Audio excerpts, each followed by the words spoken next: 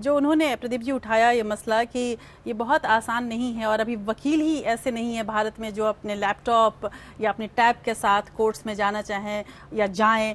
यहाँ तक कि अभी तो कई कोर्ट्स ऐसे हैं जहाँ पर मोबाइल भी आप ले नहीं जा सकते या फिर उसको स्विच ऑफ करके रखना पड़ता है। ऐसे में वाकई ये कितना प्रैक्टिकल समझें, या ऐसा नहीं लगता कि फैंसी ज़्यादा है और इसको अभी उतारने में बहुत वक्त लगेगा? नहीं, देखिए कुछ हद तक इसका फायदा होगा। जैसे मान लीजिए इलाहाबाद हाई कोर्ट है या पटना हाई कोर्ट है, वहाँ पे कामकाज ज्यादातर हिंदी में होता है। अब वहाँ के रिकॉर्ड्स अगर आ भी जाए सुप्रीम कोर्ट में, तो जब तक ट्रांसलेशन का उचित इंतजाम नहीं होगा तब तक वहाँ पर इसकी सुनवाई को लेकर थोड़ी दिक्कत होगी। लेकिन जहाँ पर रिकॉर्ड्स इंग्लिश में, दिल्ली हाई कोर्ट जैसे है या बाकी इस तरह के और भी कई हाई कोर्ट्स हैं जहाँ पर अंग्रेजी में ही उनका कामकाज होता है, वहां लेकर के इतनी मुश्किल नहीं होगी, बल्कि कागजों की बचत होगी।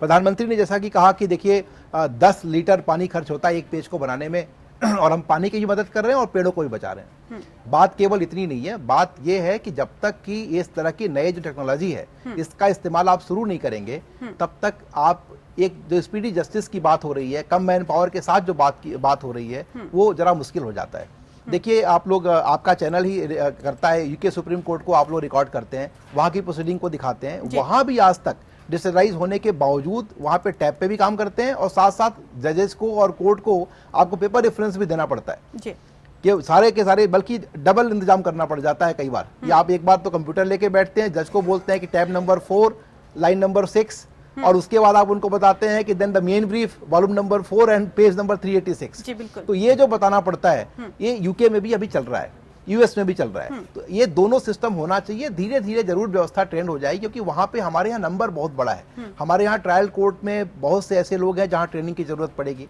जैसे पायलट कोर्ट्स बनाए गए आज दिल्ली, एक बहुत बड़ा फायदा इसका ये है कि दिल्ली हाई कोर्ट ने कम से कम हर एक ट्रायल कोर्ट के अंदर एक जज को पायलट कोर्ट बना दिया है। उनका काम यह है कि दिन भर आपने क्या काम किया, आपने क्या फैसले दिए और किस कोर्ट ने क्या काम किया आपके अधीन, ये पूरा का पूरा लिख करके और आप उसको लोड करते हो वेबसाइट के ऊपर।